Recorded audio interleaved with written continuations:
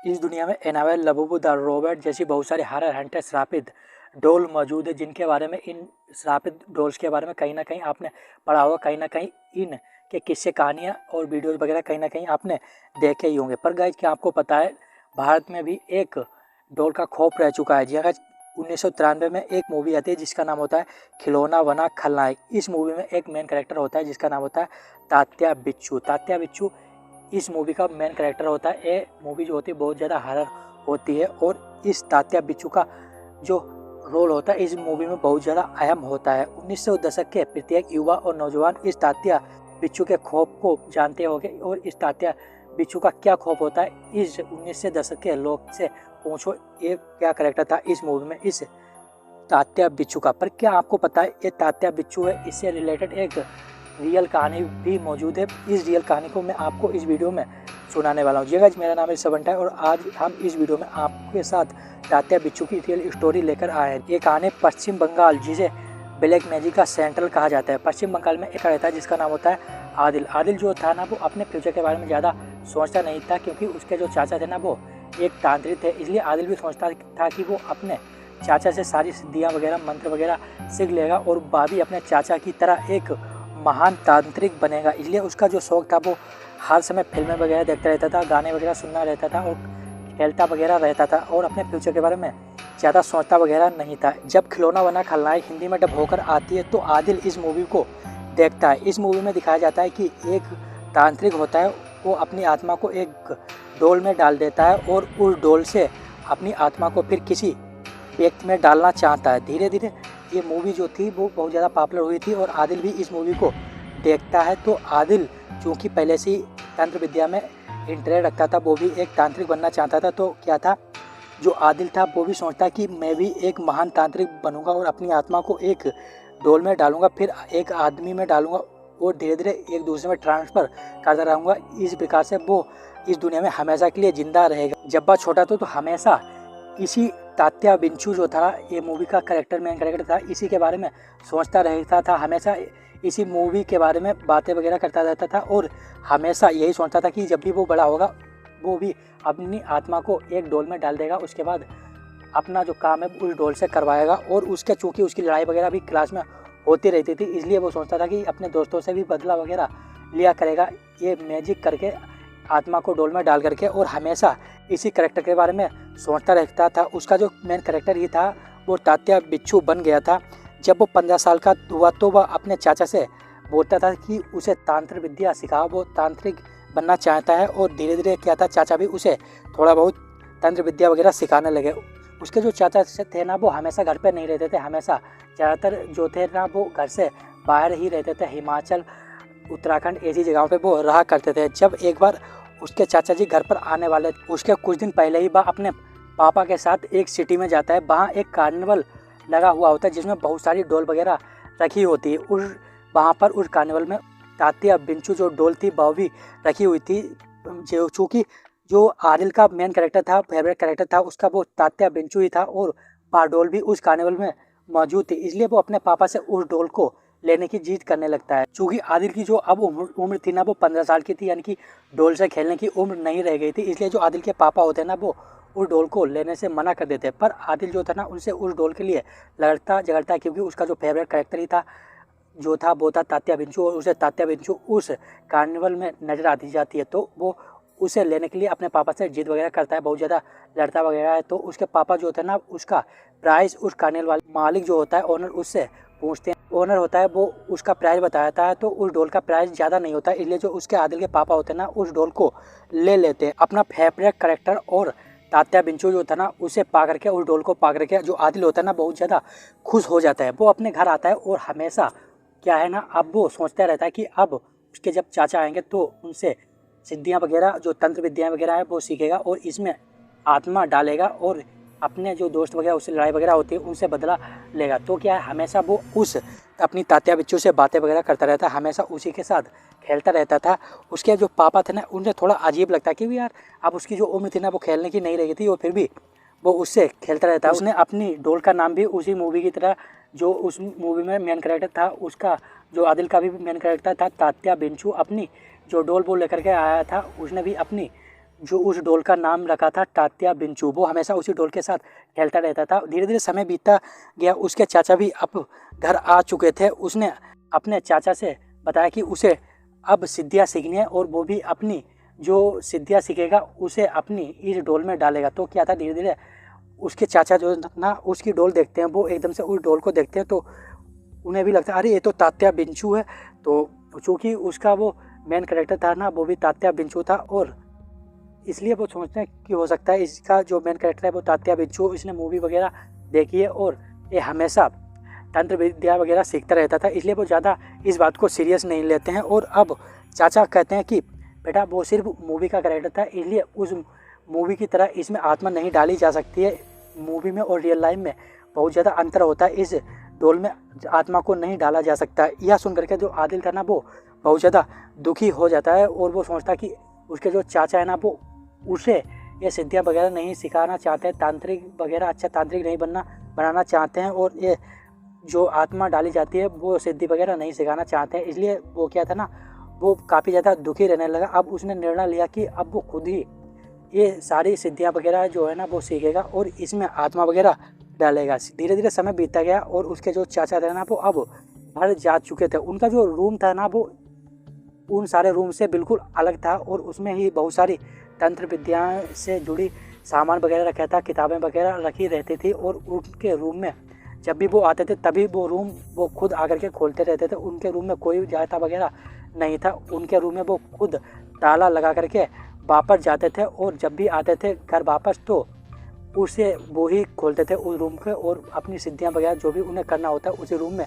करते थे। जब उसके जो चाचा थे ना वो अपने वापस फिर उत्तराखंड या हिमाचल लौट जाते हैं तो क्या होता है, एक रात धीरे धीरे समय बीतता जाता है। एक रात आदिल जो था ना वो चुपके से उठता है और उस रूम में जाता है। वो देखता है कि यार किसी तरह से उस रूम का जो चाचा का रूम था उसके वो ताला खोल लेता है। जैसे वो अंदर जाता है देखता है क्या हर तरफ तरह तरह की चीज़ें पड़ी है, सामने खोपड़ियाँ पड़ी हैं इंसानी और मांस के टुकड़े वगैरह पड़े हुए हैं, हर तरफ तरह तरह की लाशों जैसा लटका हुआ है, जानवरों की लाशें पड़ी है, आदमी की खोपड़ियाँ पड़ी है, आदमी का ढांचा वगैरह हड्डियों का होता है वो पड़ा है। वो काफ़ी ज़्यादा उसे अजीब लगता है और तंत्र विद्याओं की किताबें वगैरह भी वहाँ रखी होती हैं। तो वो करता क्या, वो एक किताब वहाँ से उठा लेता है और उस रात वो उस किताब को पूरी रात पढ़ता रहता है। फिर उसे कुछ समझ आता है, अगली रात फिर उस रूम में वापस जाता है अपनी, और इस बार जब वो उस रूम में वापस जाता है तो अपनी जो डोल होती है उसकी तात्या बिंचू उसे अपने साथ लेकर के जाता है। तो वो करता क्या है, जो उसने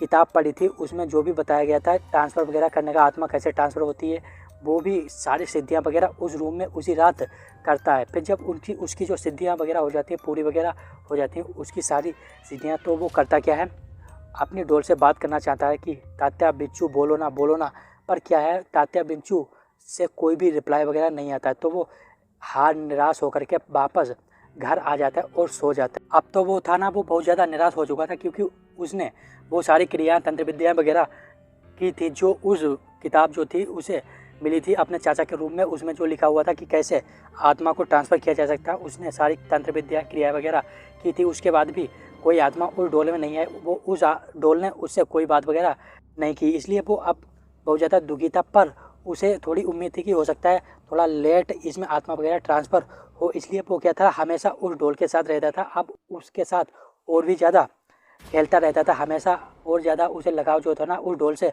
हो गया था। हमेशा उसे अपने साथ लेकर के सोता था, या देख करके उसके जो पापा थे ना उससे हमेशा गुस्से में रहते थे, या सब देख करके उससे, और उससे बोलते थे कि वो सही से रहा करे वरना उसकी जो डोल है ना उसे बाहर फेंक वगैरह करते थे। एक दिन तो उसने कुछ थोड़ा बहुत ऐसा ही मिसबिहेव अपने पापा के साथ किया होगा, तो क्या था उसके जो पापा थे ना वो उसे पीट भी देते हैं और उस डोल को बाहर फेंकने की धमकी देते हैं। पर क्या था उस रात जो आदिल होता है ना वो अपने डोल को लेकर के अपने रूम में साथ सो जाता है। फिर क्या होता है, फिर वो जब सुबह उठता है तो देखता क्या उसकी जो डोल थी ना वो उसके रूम में नहीं थी, वो डोल को अपने साथ लेकर के सोया था, पर अब उसकी जो डोल थी उसके साथ नहीं थी बेड पर, और वो पता नहीं कहाँ गायब हो चुकी थी। अब जो आदिल था ना वो बिल्कुल बौखला जाता है क्योंकि उसके पास उसकी जो तात्या बिंचू थी वो अब नहीं थी। वो काफ़ी ज़्यादा बौखला जाता है और कि चूँकि उसके पापा ने पिछले दिन ही उसे फेंकने के लिए बोला था। इसलिए वो क्या था, बौखला जाता है और अपने पापा से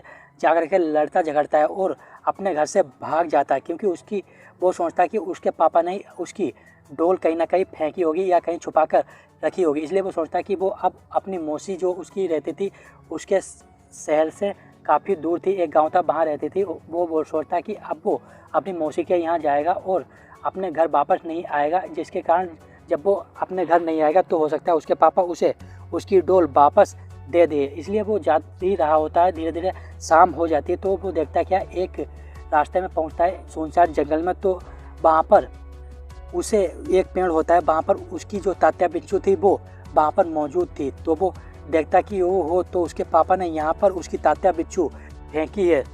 तो क्या है, वो जल्दी से जाता है अपनी तात्या बिच्छू को उठाने के लिए। तो जैसे ही वो उठाने ही वाला होता है तो वो जो डोल होती है ना, वो पीछे की ओर सरक जाती है। तो उसे लगता है कि कोई इसे बांध कर रखा है किसी ने और वो पीछे खींच रहा हो। तो फिर से दोबारा उसे पकड़ता है, वो जो डोल होती है ना फिर से पीछे की ओर खींच जाती है। तो धीरे धीरे ऐसा ही चलता रहता है। फिर एकदम से जो आदिल होता है जंप करके उस डोल को पकड़ लेता है। अब जो आदिल होता है ना, वो उस डोल को अच्छी तरीके से देखता है कि कहाँ से उस डोल को किसी ने बांध कर रखा था। वो चारों तरफ से देखता है पर कहीं भी वो डोल होती है ना, वो किसी चीज़ से बंधी नहीं नजर आती है। तो फिर बोलता है कि अच्छा, इस डोल को मेरे पापा ने यहाँ फेंका। फिर क्या होता है, उसी टाइम उसकी जो तात्या बिच्छू थी वो डोल थी, उससे आवाज़ आती थी कि हाँ, तुम्हारे पापा ने ही मुझे घर से बाहर यहाँ पर आकर के फेंका। तो वो थोड़ा सा डर जाता है और सरप्राइज भी होता है।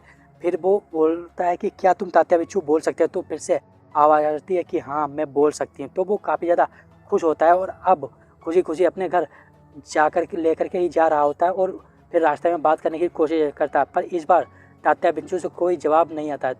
फिर क्या होता है, वो धीरे धीरे घर पहुंचता है और फिर एक बार अपने पापा से लड़ता झगड़ता है। चूँकि अब घर आने के बाद जो उसका तात्या बिच्छू था वो अब उससे बात वगैरह नहीं कर रहा था, उसकी बातों का रिप्लाई वगैरह नहीं कर रहा था। इसलिए वो काफ़ी ज़्यादा निराश हो जाता है और अपने पापा से लड़ते झगड़ते हुए वो अपने रूम में सोने के लिए चला जाता है। धीरे धीरे लगभग रात के जब 12:30 बजते हैं तो वो देखता है कि उसका जो तात्या बिच्छू था वो उसके रूम से कहीं बाहर जा रहा होता है। उसे थोड़ा अजीब लगता है क्योंकि अब वो तात्या बिच्छू था ना, वो मूवमेंट भी कर रहा होता है। तो वो तात्या बिच्छू से आदिल जो है ना, वो बोलता है कि हे तात्या बिच्छू, तुम कहाँ जा रहे हो? तो वो तात्या बिच्छू है ना, वो उसे रिप्लाई में बोलता है कि उसके जो पापा है ना, वो उसे एक बार फिर से घर से बाहर फेंकने वाला है, इसलिए तुम भी उसके साथ इस घर से बाहर चलो। तो क्या है, उतनी रात को जो आदिल होता है ना, वो उस डोल के साथ चल देता है। आगे आगे डोल होती है, पीछे पीछे आदिल चलता जाता है। तो धीरे धीरे अब वो उसी पेड़ के पास पहुंचता है जहाँ पर उसे वो डोल मिलती है। तो क्या होता है, वहाँ पर जैसे ही वो उस पेड़ के पास आता है तो आदिल वहाँ पर बेहोश होकर गिर जाता है और जब सुबह होती है तो देखता है कि सुबह हो चुकी होती है और उसे ऐसा महसूस होता है कि पूरी रात वो वहीं पर सोया हो। तो वो जागता है और वो देखता है कि तात्या बिच्छू भी वहीं पर पड़ी हो। तो वो अपनी तात्या बिच्छू को उठाता है और अपने घर वापस आ जाता है। तो उसके पापा वगैरह पूछते हैं कि वो कहाँ था रात भर। और इस बार तो वो जो आदिल के पापा होते हैं ना, वो आदिल को पीट भी देते हैं। फिर जब रात होती है और सब खाना वगैरह खा लेते हैं और आदिल भी खाना वगैरह खा करके अपनी डोल तात्या बिच्छू के साथ सोने के लिए अपने रूम में चला जाता है। फिर रात को लगभग 12:30 बजे के बाद उसके जो पापा होते हैं वो देखते क्या है, उसका तात्या बिच्छू जो हमेशा आदिल जिस डोल के साथ रहता है, उसका जो डोल था ना, वो घर के बाहर जा रहा होता है। या देख करके तात्या बिच्छू की बाहर जा रहा है या देख करके उसके जो पापा होते हैं आदिल के, वो काफ़ी ज़्यादा घबरा जाते हैं। और अब वो समझ जाता है कि जो आदिल सारी हरकतें वगैरह कर रहा है, अजीब अजीब हरकतें कर रहा है, रात को गायब हो जाता है। वो सारे हरकतें वगैरह, अजीब अजीब घटनाएं जो हो रही हैं, अजीब अजीब आवाज़ें भी आती थी उस घर से, वो सारी इसी तात्या बिच्छू की वजह से हो रही हैं। वो तुरंत उस तात्या बिच्छू को उठाते हैं और एक बॉक्स में बंद कर देते। फिर उसी समय आदिल के चाचा को फ़ोन करते हैं और सारी बात जो भी हुई है वो सारी बताते हैं कि आदिल कैसी कैसी हरकतें करता है, कैसे बाहर चला जाता है रात को और क्या क्या अजीब व्यवहार कर रहा है। तो उसके चाचा जो है ना, वो बताते हैं कि उस डोल को आदिल को अब ना दें और वो बोलते हैं कि अब कुछ ही दिनों में वो घर भी आने वाला है, इसलिए अब घर आकर के ही देखेंगे क्या माजरा हो रखा है घर। अब जो आदिल के चाचा थे ना, वो 1-2 दिन में अब घर आ जाते हैं। चूँकि आदिल और आदिल के चाचा की काफ़ी ज़्यादा बनती थी, इसलिए आदिल सारी बात बता देता है कि कैसे उसने उनके रूम को खोला और वहाँ पर किताब को पढ़ा और उस किताब में जो तंत्र विद्याएँ वगैरह, क्रियाएँ वगैरह बताई गई थी, उसने उस डोल पर किया है।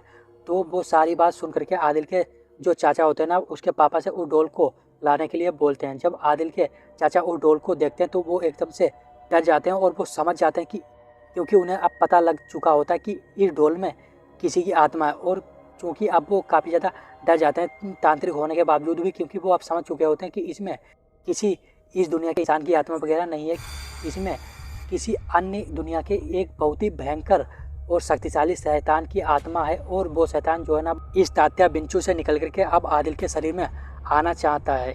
यह बात अब आदिल के चाचा जो है ना वो आदिल के पापा को सुनाते हैं। यह सुनकर के आदिल के जो पापा हैं वो काफ़ी ज़्यादा घबरा जाते हैं, काफ़ी ज़्यादा डर जाते हैं। पर आदिल के जो चाचा होते हैं उन्हें एक बात बताते हैं कि अभी जो इस डोल पर उस शैतान की आत्मा है ना वो पूरी तरीके से सक्रिय नहीं हुए, इसलिए आदिल को इस आत्मा से बचाया जा सकता है। पर ये काम वो अकेले नहीं कर सकते, उन्हें उनके फ्रेंड की सहायता लेनी पड़ेगी। इसलिए वो क्या होते हैं, आदिल के चाचा है ना वो अपने 2 अन्य तांत्रिक दोस्तों को बुलाते हैं उस घर में। और फिर क्या होता है, अगली रात आदिल के चाचा अपने 2 फ्रेंड और आदिल और उस तात्या बिंचू को अपने रूम में ले जाते हैं जहाँ पर आदिल ने तंत्र क्रियाएँ वगैरह की थी। और जहाँ पर आदिल के चाचा का जो तंत्र विद्या वाला रूम था, जहाँ पर तंत्र विद्या से जुड़ी सारी सामान वगैरह रखा हुआ था, वहाँ पर आदिल और अपने 2 दोस्तों को और उस तात्या बिंचू को ले जाते हैं। काफ़ी देर तक वहाँ आदिल और तात्या बिंचू पर उसके चाचा और उनके 2 फ्रेंड